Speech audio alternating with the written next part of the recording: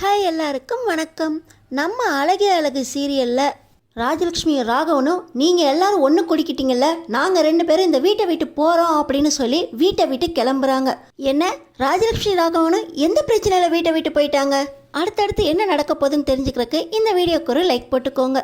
So பார்த்தீங்கன்னா, என்னடி இங்கே ஒருத்தர் இவ்வளோ நேரமாக பேசிக்கிட்டே இருக்கேன், நீ பாட்டு அமைதியாக ஃபோனை நோண்டிக்கிட்டு இருக்கா அப்படின்னு சுரேஷ் நம்ம மதிக்கிட்ட சத்தம் போட, என்ன செய்ய சொல்கிறீங்க? இந்த வீட்டில் அமைதியும் நிம்மதியும் என்னால் போகலை. நான் சொல்கிறது தான் சட்டம், இந்த வீட்டில் நான் சொல்கிறது தான் நடக்கணும் அப்படின்னு ஆட்டம் போட்டுக்கிட்டு இருந்த வீட்டில் சொல்கிறத கேட்டு நடக்கிற வரைக்கும் அமைதி இருக்கும். நீங்கள் செய்கிறதெல்லாம் தப்பு அப்படின்னு யார் ஒருத்தர் எதிர்த்து பேசுகிறாங்களோ அப்போ அந்த வீட்டோட அமைதி போகும். நம்ம போட்ட ஆட்டமெல்லாம் தப்பு அப்படின்னு எப்போ அவங்க உணர்றாங்களோ அப்போ தான் இந்த வீட்டில் மறுபடியும் அமைதி வரும் அப்படின்னு நம்ம அழகுமதி சொல்ல, இப்போ நான் என்ன சொல்லிட்டேன்னு இப்படி பக்கம் பக்கமாக பேசிக்கிட்டு இருக்க? வீட்டிலேருந்து எப்போ ஃபோன் வந்தாலும் என்ன பிரச்சனையோ அப்படின்னு அங்கே வேலையே ஓட மாட்டேங்குது, ஒரே டென்ஷனாக இருக்குது அப்படின்னு சுரேஷ் மறுபடியும் கெடுகடுன்னு மதிக்கிட்ட சொல்ல, ஆமாம் இப்போ என்ன சொல்கிறீங்க? உங்கள் அப்பாவோட ஜட்டியை நான் துவைச்சி போடணுமா அப்படின்னு கேட்க, சி நான் அப்படியாடி சொன்னேன். சரி அப்போ எங்கள் அப்பாவோட ஜட்டியை நீங்கள் துவைப்பீங்களா அப்படின்னு மதி கேட்குறாங்க. சே நினச்சி பார்க்க கூட முடியல, அந்த அளவு ஜட்டியை நான் எதுக்கு துவைக்கணும்? தெரியுதுல்ல, அதுதானே நானும் சொன்னேன். இதை பெரிய இஷ்யூ ஆக்குனது ஸ்டேஷனுக்கு ஃபோன் பண்ணி உங்ககிட்ட சொன்னது எல்லாமே உங்கள் அம்மா கிட்ட போய் சொல்லுங்கள். உங்கள் அம்மா கிட்ட தேவையில்லாமல் ஃபோன் பண்ணி என் மூடை ஸ்பாயில் பண்ணாதீங்கன்னு நீங்கள் உங்கள் அம்மா கிட்ட சொல்லுங்கள் அப்படின்னு மதி சொல்ல, சுரேஷ் உங்ககிட்டலாம் பேசுகிறது வேஸ்ட் அப்படின்னு சொல்லிட்டு அவர் ஒரு பக்கம் திரும்பி படுத்துக்க.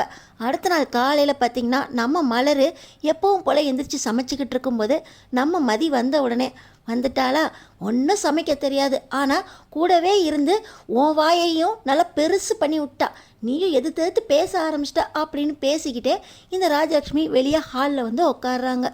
இப்போ பார்த்தீங்கன்னா நம்ம மலரோட அம்மாவும் தம்பியும் வீட்டுக்குள்ளே வராங்க. வீட்டுக்குள்ளே வரவங்கள வாங்கன்னு சொல்கிறது கூட இந்த ராஜலக்ஷ்மிக்கும் ராகவனுக்கும் வாய் வரல. அது வந்து கார்த்திக்கு வீட்டில் நிச்சயதார்த்தம் நாளைக்கு ரெடி பண்ணியிருக்கோம், மாப்பிள்ளையும் பொண்ணையும் வர சொல்லிட்டு அப்படியே உங்களுக்கும் கூப்பிட்டு போகலாமேன்னு முறைப்படி கூப்பிட வந்திருக்கோம் அப்படின்னு மலரோட அம்மா சொல்கிறாங்க. இப்போ பார்த்தீங்கன்னா இவங்க 2 பேர் சத்தம் கேட்டு நம்ம மதி உள்ளேருந்து வராங்க. மதியோட மலர் வந்து, வாமா வா தம்பி உட்காரு அப்படின்னு சொல்லி உட்கார சொல்கிறாங்க. அது வந்து மலர் தம்பிக்கு நாளைக்கு நிச்சயம் வச்சுக்கலாம் அப்படின்னு பொண்ணு வீட்டில் சொல்லியிருக்காங்க அப்படின்னு இப்போ மலரோட அம்மா சொன்ன உடனே, நீங்கள் உட்காருங்க நான் காஃபி எடுத்துகிட்டு வரேன் அப்படின்னு சொல்லி மதி சொல்கிறாங்க. ஆனால் வந்து பரவாயில்லம்மா, சம்மந்தி அம்மாட்ட சொல்லிட்டு போகிறதுக்கு தான் வந்தேன், மாப்பிள்ளை இப்போ தான் இங்கே இருப்பார், அப்புறம் ரொம்ப நேரம் கழித்து தான் நைட்டு வருவார், அப்போ பார்த்து பேசி சொன்னால் தப்பாயிடும், நாளைக்கு நிச்சயத்தை வச்சுக்கிட்டு இன்றைக்கி சொல்கிறீங்களேன்னு சண்டை வந்துடும், அதனால தான் முறையாக கூப்பிடலான்னு வந்திருக்கோம் அப்படின்னு மலரோட அம்மா சொல்கிறாங்க. நீங்கள் உட்காருங்க முதல்ல அப்படின்னு சொல்லி நம்ம மதி சேர் எடுத்து போட, அது வந்து அப்படின்னு அவங்க தயங்க. பார்த்திங்கன்னா ராஜலக்ஷ்மி ராகவனும், என்னமோ பையனுக்கு ரொம்ப நல்ல இடத்துல பொண்ணு பார்த்த மாதிரி பேசுகிறீங்க, இவனே ஒரு உதவாக்கிற, இவனுக்கு கவர்மெண்ட் வேலை கூட இல்லை, மாதம் எவ்வளோ சம்பாதிக்கிறான், இவனுக்கு கல்யாணம் ஒரு கேடு, இந்த கல்யாணத்துக்கு எங்களை குடும்பத்தோடு கூப்பிட்றதுக்கு வேறு வந்திருக்கீங்களா, மாப்பிள்ளை இன்னைக்கு வரேன்னு சொல்லியிருக்காரு, வரதுக்குள்ளே கிளம்புங்க அப்படின்னு சொல்லி இந்த ராகவனும் ராஜலக்ஷ்மியும் ஒரே பிடிவாதமாக கிளம்புங்கன்னு சொல்கிறாங்க. வந்தவங்கள உட்கார கூட சொல்லலை, அதுக்குள்ளே கிளம்ப சொல்கிறீங்க அப்படின்னு நம்ம மதி சொல்கிறாங்க. இந்த நேரத்தில் தான் சுரேஷ் உள்ளேருந்து வராரு. அப்பா கிளம்புறேன்னு சொல்ல வரப்போ தான், நீங்கள் எப்போ வந்தீங்க அப்படின்னு சுரேஷ் கேட்குறாரு. இன்னொரு பக்கம் பார்த்தீங்கன்னா பாக்கியராஜ் வராரு. நம்ம மலர் பாக்கியராஜை பார்த்துக்கிட்டே இருக்காங்க. வந்தவங்கள பாக்கியராஜ் கூட உட்கார சொல்லவே இல்லை. பார்த்தீங்கன்னா சுரேஷும் வாங்கன்னு சொன்னதோட சரி, அவரும் உட்கார சொல்லலை. இப்போ நம்ம மதி, உட்காருங்க நான் காஃபி எடுத்துகிட்டு வரேன், அப்புறமா நீங்கள் உங்கள் மாப்பிள்ளைக்கிட்டையும் சம்மந்திக்கிட்டையும் பேசுங்க அப்படின்னு சொல்லி நம்ம மதி காஃபி எடுக்க போக இவங்க திருன்னு முழிச்சுக்கிட்டு இருக்க, உட்காருங்க அத்தை அப்படின்னு பாக்கியராஜ் சொல்கிறாரு. இப்போ ராகவன் பயங்கர கோவத்தோட பாக்கியராஜை முறைக்கிறாரு. அப்பா மலர் சொல்லியிருந்தா கார்த்திக்கு கல்யாணம் ஏற்பாடு பண்ணியிருக்காங்களாம், நிச்சயதார்த்தம் வருது, அதுக்கு கூப்பிட்றதுக்கு தான் வந்திருக்காங்க அப்படின்னு பாக்கியராஜ் சொல்கிறாரு. ஏன் அவங்களுக்கு வாய் இல்லை? இவ்வளோ நேரம் சொல்லிக்கிட்டு தான் இருந்தாங்க, இவங்க வீட்டு விசேஷத்துக்கு கல்யாணத்துக்கு போனால் போதும், நிச்சயத்துக்கு போகணும் பொண்ணு பார்க்க போகணுன்னு எந்த அவசியமும் இல்லை அப்படின்னு சொல்லி ராகவன் சொல்கிறாரு. இப்போ பார்த்தீங்கன்னா நம்ம மலர் சொல்கிறாங்க, என்னோட கூட பிறந்த தம்பி கல்யாணம், நாங்கள் போகணும் இல்லை அப்படின்னு மலர் சொல்கிறாங்க. இப்போ ராகவன், என்ன பெரியவங்க பேசிக்கிட்டு இருக்கும்போது நீ இடையில வந்துக்கிட்டு இருக்க, இப்போல்லாம் உனக்கு ரொம்ப வாய் ஜாஸ்தி ஆயிடுச்சு மலர் அப்படின்னு ராகவன் சொல்கிறாங்க. அது மாமா, அது தம்பிக்கு பொண்ணு பார்த்து அந்த பொண்ணு தான் நிச்சயம் பண்ணிட்டாங்க. நாளைக்கு நிச்சயம் வச்சுருக்காங்கங்கிறப்ப ஒரு அக்காவா நான் போகணுமே அப்படின்னு மலர் சொல்கிறாங்க. பார்த்திங்கன்னா ராகவன், நிச்சயத்துக்கெலாம் போக வேண்டாம், கல்யாணம் என்னைக்குன்னு டேட் ஃபிக்ஸ் ஆகட்டும், எல்லாருமே ஒரு நாள் போயிட்டு வந்துடுவோம் அப்படின்னு ராகவன் சொல்கிறாரு. அது எப்படி மாமா, கூட பிறந்த தம்பிக்கு கல்யாணம், நான் போகாமல் இருக்க முடியுமா? பாக்கியராஜு நானும் நாளைக்கு காலையில் போகிறோம். அம்மா நிச்சயம் எப்போ அப்படின்னு கேட்க, சாயந்தரம் 5 to 6 நிச்சயம். மாப்பிள்ள சம்மந்தி எல்லாரையும் கூட்டிக்கிட்டு குடும்பத்தோட எல்லாரும் என் பையன் கல்யாணத்துக்கு வரணும் அப்படின்னு சொல்லி அவங்க நிச்சயதார்த்தத்துக்கு பூ பழம் வெத்தலை பாக்கு வச்சு கொடுக்குறாங்க.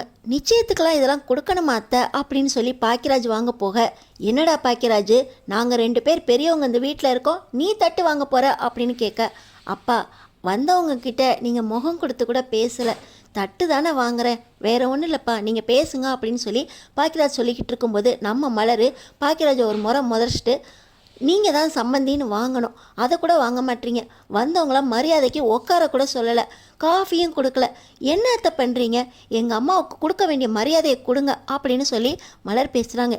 என்ன மலர் நினச்சிக்கிட்டு இருக்க, உங்கள் அம்மா வந்த தைரியத்தில் நீ பாட்டு எங்களை எதிர்த்து பேசிக்கிட்டு இருக்கியா, உங்கள் அம்மாவை யார் எங்கள் முன்னாடி உட்கார சொன்னது அப்படின்னு சொல்லி ராகவன் சொல்ல, எங்கள் அம்மா இந்த வீட்டு சம்மந்தி, அவங்க உட்காரதுல என்ன தப்பு அப்படின்னு மலர் கேட்குறாங்க.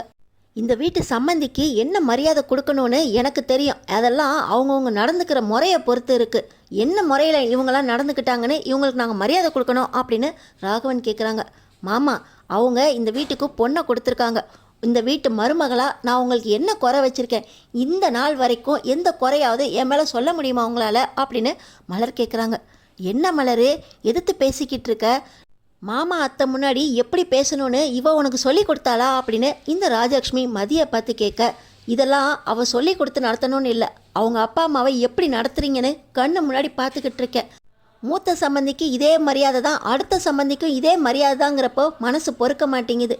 நல்ல மருமக மலர் மாதிரி சமைக்க மாட்டா, மலர் மாதிரி வேலை செய்ய மாட்டா, இந்த மருமக இந்த வீட்டு சூழ்நிலையை புரிஞ்சு நடந்துக்குவான்னு எத்தனை தடவை சொன்னீங்க. இந்த மலர் மருமக வந்தது வேணா தப்பான முறையாக இருக்கலாம், ஆனால் இத்தனை வருஷமும் உங்களுக்கு நல்ல மருமகளாக தானே நடந்துக்கிட்டா, அப்போ இந்த மருமகளோட அம்மாவை நீங்கள் எப்படி நடத்தணும், சம்மந்தியை எப்படி நடத்தணும்னு உங்களுக்கு சொல்லியா தெரியணும் அப்படின்னு நம்ம மலர் பேச, மலர் உன் வாய் ரொம்ப நீளுது, அமைதியாக இரு அப்படின்னு சொல்லி பாக்கியராஜுக்கிட்ட, பாக்கியராஜ் உன் பொண்டாட்டி அமைதியாக இருக்க சொல்லு அப்படின்னு சொல்லி ராகவன் சொல்கிறாரு. அப்பா அவங்க உட்கார வச்சு காஃபி கொடுக்க தான் சொன்னான், நீங்கள் அதுக்கே முடியாதுன்னு அவங்கள நிற்க வச்சு பேசுகிறீங்க, அதான் மலருக்கு கோபம் வந்துருச்சா அப்படின்னு பாக்கியராஜ் பேசுடா பாக்கியராஜ் பேசு, நேற்றுலேருந்து நீயும் பேசிக்கிட்டு இருக்க, என்ன பொண்டாட்டி உன்னை தூண்டி விட்டு பேச சொல்லிக்கிட்டு இருக்காளா அப்படின்னு ராகவன் சொல்ல, அப்பா அதெல்லாம் இல்லைப்பா, அவங்கள முதல்ல உட்கார சொல்லி பேசுங்கன்னு தான் சொன்னோம், நாங்கள் 2 பேர் கூட நாளைக்கு நிச்சயத்துக்கு போயிட்டு வந்துடுறோம், கல்யாணத்துக்கு குடும்பத்தோடு போயிட்டு வரலாம் அப்படின்னு பாக்கியராஜ் சொல்கிறாரு. என்ன செய்யணும் என்ன செய்யக்கூடாதுன்னு இந்த வீட்டில் முடிவெடுக்க வேண்டியது நான், எனக்கு நீ சொல்லி கொடுக்க வேண்டாம், நாளைக்கு நிச்சயத்துக்கு போகக்கூடாது, இது என்னோட உத்தரவு அப்படின்னு சொல்லிட்டு ராகவன் எந்திரிச்சு போக, இப்போ பார்த்திங்கன்னா நம்ம மலரோட அம்மா, மாப்பிள்ளை நாளைக்கு நிச்சயம் பொண்ணு வீட்டில் உங்கள் பொண்ணு வருவாங்களான்னு கேட்டாங்க, இப்படி வர முடியாதுன்னு சொல்லிட்டு போயிட்டாங்க, நான் எப்படி மாப்பிள்ளை பொண்ணு வீட்டில் போய் சொல்ல முடியும் அப்படின்னு இப்போ கார்த்தியோட அம்மா கேட்க, அதெல்லாம் ஒன்றும் இல்லைத்த, கண்டிப்பாக நான் மலர் ராகவி எல்லாருமே வருவோம் அப்படின்னு சொல்ல, இன்னொரு பக்கம் நம்ம மதி நானும் வருவேன் சித்தி அப்படின்னு சொல்கிறாங்க. இன்னொரு பக்கம் பார்த்திங்கன்னா நம்ம மலர் சுரேஷ் முகத்தை பார்க்குறாங்க.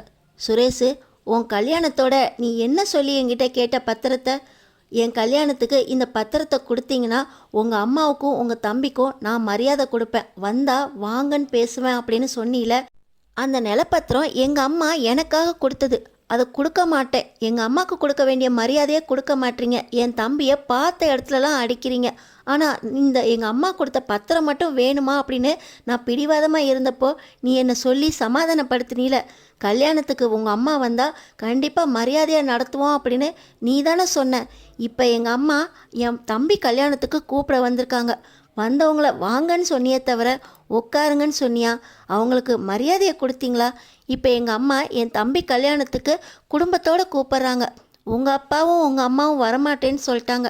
நீ வரலாம்ல சுரேஷ். உனக்காக நான் எங்கள் வீட்டு நிலப்பத்திரத்தை கொடுத்தேன். எதுக்காக கொடுத்தேன்? நீ மரியாதை கொடுப்பேன்னு சொன்னதுனால கொடுத்தேன். இன்னைக்கு வரைக்கும் அந்த நிலப்பத்திரத்துக்கு நீ எந்த பதிலுமே சொல்லலை. ஆனால் எங்கள் அம்மாவுக்காவது மரியாதை கொடுத்து நிச்சயத்துக்கு வரேன்னு ஒரு வார்த்தை ஆறுதலாக பேசலாம்ல அப்படின்னு சொல்லி நம்ம மலர் சுரேஷ்கிட்ட கேட்க, அண்ணி கண்டிப்பாக மதியையும் கூட்டிக்கிட்டு நான் வரேன் அண்ணி. கார்த்தியோட நிச்சயத்துக்கு நானும் மதியம் வருவோம். அண்ணனும் நீங்களும் எப்போ கிளம்பணும்னு சொல்லுங்கள். நான் வேலைக்கு லீவ் போட்டுட்டு நானும் மதியோடு சேர்ந்து வரேன் அண்ணி அப்படின்னு சுரேஷ் சொல்கிறாரு. இதெல்லாம் பார்த்துக்கிட்டு இருக்க ராஜலக்ஷ்மிக்கு பயங்கர கோவம் வந்துடுது. என்னடி வீட்டில் ஆள் சேர்த்துக்கிட்டு இருக்கியா? வீட்டில் பெரியவங்கன்னு நாங்கள் எதுக்கு இருக்கோம்? மாமா இப்போ தானே சொல்லிட்டு போனார், நிச்சயத்துக்கெலாம் போக வேண்டாம், கல்யாணத்துக்கு போனால் போதும்னு. ஆனால் நீ என்ன உங்கள் அம்மா வர சொல்லிட்டாங்க அப்படின்னு சுரேஷையும் கூப்பிட்ற, மதியை கூப்பிட்ற, பாக்கியராஜ் என்னன்னா அவனும் வருவேன்னு சொல்கிறான். என்ன விளையாடுறியா அப்படின்னு இந்த ராஜலக்ஷ்மி மலரை பார்த்து கேட்க, இன்னொரு பக்கம் நம்ம மதி வீட்டில் விசேஷத்துக்குன்னு வந்து கூப்பிட்றாங்க. வரமாட்டேன்னு இப்படி மூஞ்சில் அடித்த மாதிரி பதில் சொல்கிறீங்க அப்படின்னு மதி கேட்குறாங்க. நம்ம மதி பேசிக்கிட்டு இருக்கும்போதே சுரேஷும், அம்மா அவள் சொல்கிறதுல என்ன தப்பு? விசேஷத்துக்குன்னு வந்து கூப்பிட்றாங்க, வரோம் வரல அதை அப்புறம் பார்த்துக்கலாம். வந்தவங்கள உட்கார சொல்லி காஃபி கொடுத்துட்டு அப்புறமா இதெல்லாம் பேசியிருக்கலாமே. அப்பாவும் மூஞ்சில் அடித்த மாதிரி பதில் சொல்லிட்டு போகிறாரு அப்படின்னு சொல்லி சுரேஷ் பேச, என்னடா நீயும் உன் பொண்டாட்டியும் ஒன்று கொடிக்கிட்டு இப்போ வீட்டில் இருக்க பெரியவங்கள எதிர்த்து பேசுகிறீங்களா? எப்பயிலேருந்து உனக்கு இந்த தைரியம் வந்துச்சு அப்படின்னு ராஜலக்ஷ்மி பேசிக்கிட்டு இருக்கும்போதே ராகவன் வராரு. நீங்கள் என்ன கிளம்பலையா அப்படின்னு நம்ம மலரோட அம்மாவை பார்த்து கேட்க, அது ஒன்றும் இல்லை சம்மந்தி, இதோ கிளம்பிட்டோம் அப்படின்னு சொல்லி இப்போ மலரோட அம்மாவும் தம்பியும் கிளம்பும்போது இப்போ பார்த்தீங்கன்னா ராஜலக்ஷ்மி, அதானே வந்த வேலை முடிஞ்சிருச்சு, வீட்டில் சண்டையை மூட்டி விட்டுட்டு அவங்க கிளம்புறாங்க. பாருங்க, நீங்கள் நிச்சயத்துக்கு வரமாட்டோன்னு சொல்லிட்டு இருந்தீங்கல்ல, இந்த மலர் சுரேஷும் மதியும் வருவாங்க, நானும் பாக்கியராஜும் வருவேன் அப்படின்னு நம்ம பேச்சை மீறி அவங்க அம்மாவுக்கு வாக்கு கொடுத்துருக்கா. பாக்கியராஜு நாளைக்கு காலையில் கிளம்ப போகிறோன்னு சொல்கிறான். சுரேஷும் வேலைக்கு பர்மிஷன் போட்டுட்டு அவனும் நிச்சயத்துக்கு போக போகிறானா அப்படின்னு ராஜலட்சுமி சொல்கிறாங்க. இது என்ன புது வேலையாக இருக்குது? இந்த வீட்டில் ஒரு முடிவை நான் சொல்லிட்டு போனதுக்கப்புறம் என் முடிவை மீறி யார் இந்த வீட்டில் அடுத்த முடிவு எடுக்கிறது? இந்த வீட்டில் இது என்ன புதுசாக இருக்குது அப்படின்னு ராகவன் கேட்குறாரு. அப்பா அது ஒன்றும் இல்லைப்பா, அவங்க நிச்சயத்துக்குன்னு கூப்பிட்டாங்க. மலர் அதோட தம்பி நிச்சயத்துக்கு போகணும்னு ஆசைப்பட்டுச்சு, நானும் போகிறேன்ப்பா. சுரேஷும் அவனே மனசார விரும்பிதான்ப்பா கார்த்தியோட நிச்சயத்துக்கு வரேன்னு சொன்னான் அப்படின்னு பாக்கியராஜ் சொல்கிறாரு. நான் தான் போகக்கூடாதுன்னு சொல்லிட்டேன்ல, என்னை மீறி யார் போக போகிறோம் அப்படின்னு அவங்கள்ட்ட வாக்கு கொடுக்க சொன்னது அப்படின்னு ராகவன் கேட்குறாரு. அது ஒன்றும் இல்லைப்பா, கூட பிறந்த தம்பி கல்யாணம், போகணும்னு மலர் விரும்புது அப்படின்னு சொல்லி பாக்கியராஜ் சொல்ல, அப்போ மலர் மட்டும் போகட்டும், நீங்களாம் இருங்க அப்படின்னு சொல்லி ராகவன் சொல்கிறாரு. அது எப்படிப்பா அவங்கள மட்டும் அமுச்சு வைக்க முடியும்? நானும் போகணும் இல்லை அப்படின்னு சொல்லிக்கிட்டு இருக்கும்போதே அப்போ நீயே என்னை கேட்காம முடிவு பண்ண ஆரம்பிச்சிட்ட. மலரே நீ போகக்கூடாது அப்படின்னு ராகவன் சொல்கிறார். இல்லைம்மாம்மா, என் தம்பி நிச்சயத்துக்கு நான் போவேன். என் வீட்டாளுங்களை உங்களுக்கு பிடிக்காது, ஆனால் என் வீட்டாளுங்க எனக்காக கொடுத்த நிலத்தை வச்சு தானே சுரேஷ் கல்யாணத்தையே நடத்துனீங்க. அப்போ மட்டும் அவங்க கொடுத்த நிலம் உங்களுக்கு தேவைப்பட்டுச்சா மாமா அப்படின்னு மலர் கேட்குறான். மலரே நீ ரொம்ப வாய் பேசுகிற மலரே, அமைதியாக இருக்கிறது தான் உனக்கு நல்லது அப்படின்னு சொல்லி ராகவன் பேச வேண்டிய இடத்துல பேசினாதான் மரியாதை கிடைக்கும் மாமா. இல்லை சுயமரியாதை இல்லாமல் நானும் இந்த வீட்டில் ஒரு ஜடமாக இருக்க வேண்டியது தான் அப்படின்னு மலர் சொல்கிறாங்க. ஓஹோ, எல்லாம் உனக்கு இவ சொல்லி கொடுத்தாளா? சுயமரியாதைங்க வார்த்தைக்கு அர்த்தத்தை இவ தான் உனக்கு சொல்லி கொடுத்தாளா? இந்த வீட்டில் ஒரு நல்ல மருமகளாக இருந்த இவ பேச்சை கேட்டு நீயும் கெட்டு போயிட மலருது அப்படின்னு சொல்லி ராகவன் சொல்ல, ஆமாம் மாமா, சுயமரியாதை இல்லாமல் ஜடமாக இருந்தால் உங்களுக்கு நல்ல மருமக, சுயமரியாதையோடு பேச ஆரம்பித்தா நான் உங்களுக்கு வேண்டாத மருமகள் ஆயிட்டேனா அப்படின்னு மலர் பேசுகிறாங்க. அண்ணி அப்பா சொல்கிறாங்கன்னு பதிலுக்கு பதில் இவ்வளோ மாதிரி நீங்களும் பேசாதீங்க அண்ணி. உங்களுக்கு உங்கள் தம்பி நிச்சயத்துக்கு போகணும், அவ்வளவுதானே. கண்டிப்பாக நாங்களாம் வரோம் அண்ணி. அதுக்காக இந்த வீட்டில் பெரியவங்க அப்பாவையும் அம்மாவையும் எதிர்த்து பேசி கெட்ட பேர் வாங்காதீங்க அண்ணி அப்படின்னு சுரேஷ் பேசுகிறாரு. என்ன சுரேஷ், அண்ணியவே இப்படி பேசிக்கிட்டு இருக்க? அவளோட தன்மானத்துக்காக பேசிக்கிட்டு இருக்கா. அவங்க அப்பாவும் தம்பியும் வந்திருக்காங்க, கொஞ்சம் கூட உட்கார வச்சு மரியாதை கொடுக்காம அப்பாவும் அம்மாவும் எப்படி பேசுனாங்கன்னு பார்த்தீல? இதே கதி தானே நாளைக்கு மதியோட அம்மாவுக்கும் அப்பாவுக்கும். அவங்களையும் வீட்டில் வந்தால் உட்கார வைக்க கூட மாட்டுறாங்க. ஆனால் நம்ம வீட்டிலேருந்து ரேவதியை கல்யாணம் பண்ணிட்டு போயிருக்காங்களே, நம்ம அப்பாவும் அம்மாவும் ரேவதி வீட்டுக்கு போயிருக்கப்ப உட்கார வச்சு பேசலைன்னா எப்படி இருக்கும் யோசிச்சு பாரு அப்படின்னு பாக்கியராஜ் சுரேஷ்கிட்ட சொல்ல, அது எப்படி இந்த மதியை வளர்த்து வச்சுருக்காங்களே அவங்க அப்பா அம்மா, அதை மாதிரியா நம்ம ரேவதியை வளர்த்து வச்சுருக்கோம். நம்ம ரேவதி அந்த வீட்டில் நல்ல மருமகளாக இருக்கா. ஆனால் இங்கே மதி அப்படி இல்லையே அப்படின்னு சுரேஷ் சொல்ல, மாப்பிள்ளை இந்த வீட்டுக்கு வர்றப்போ அப்பாவும் அம்மாவும் எவ்வளவு மரியாதை கொடுக்குறாங்க. அதேனால தான் நம்ம அப்பா அம்மா அங்கே போகிறப்போ ரேவதியோட மாமியார் நல்ல மரியாதை கொடுக்குறாங்க. ஏன் நம்ம ரேவதி மாப்பிள்ளை கிட்ட சண்டை போடாமலா இருக்கு, மாப்பிள்ளை ரேவதியை அடிக்காமலா இருக்காங்க. அதுக்காக மாப்பிள்ளைய மரியாதையை விட்டு கொடுத்துட்றாங்களா இவங்க? அதே போல தான் நீங்கள் 2 பேர் சண்டை போட்டாலும் அவங்க அப்பா அம்மாவுக்கு கொடுக்க வேண்டிய மரியாதையை கொடுத்தாதான் நம்மளுக்கு மதிப்பு அப்படின்னு பாக்கியராஜ் சுரேஷ்கிட்ட சொல்ல, அண்ணே என்னென்ன அப்பா அம்மா முன்னாடி இதெல்லாம் பேசிக்கிட்டு இருக்க, நம்ம ரேவதியும் இந்த மதியம் ஒன்றா, ரேவதியும் மதியும் ஒன்றான்னு எனக்கு தெரியாது. ஆனால் மலரும் ரேவதியும் ஒன்று தான். அவங்க அப்பா அம்மாவை எப்படி நடத்துகிறாங்களோ அதே போல தான் மலரோட அம்மாவையும் நடத்தணும். இந்த மரியாதை கொஞ்சம் கூட குறையக்கூடாதுன்னு இனிமேல் நான் முடிவு சொல்கிறேன் அப்படின்னு பாக்கியராஜ் சொல்ல, இன்னொரு பக்கம் மலரு, எனக்காக நேற்று பேசுனீங்க, இன்றைக்கி எங்கள் அம்மாவும் தம்பி மரியாதைக்காக பேசுகிறீங்க அப்படின்னு அங்கே மனசுக்குள்ளேயே நன்றி சொல்லிக்கிட்டு இருக்க பாக்கியராஜ், எனக்கு வேலைக்கு நேரம் ஆச்சு, மலரு நீ ரெடி ஆயிரு, நாளைக்கு கண்டிப்பாக உன் தம்பியோட நிச்சயத்துக்கு நான் வருவேன், ராகவியும் வருவா. சுரேஷ் நீ வரியா என்ன அப்படின்னு கேட்க, நான் வரேன்னே, மலரண்ணிக்காக வரேன், மலரணி செஞ்சதுக்காக நான் வரேன் அப்படின்னு சொல்லி சுரேஷும் வரேன்னு சொல்ல, இன்னொரு பக்கம் என் பேச்சை மீறி இந்த வீட்டில் எல்லாருமே நடக்க ஆரம்பிச்சிட்டிங்களா அப்படின்னு ராகவன் ராஜலக்ஷ்மி ரொம்ப கோவமாக நாங்கள் இந்த வீட்டை விட்டு போகிறோம் அப்படின்னு இறங்கி நிற்கிறாங்க.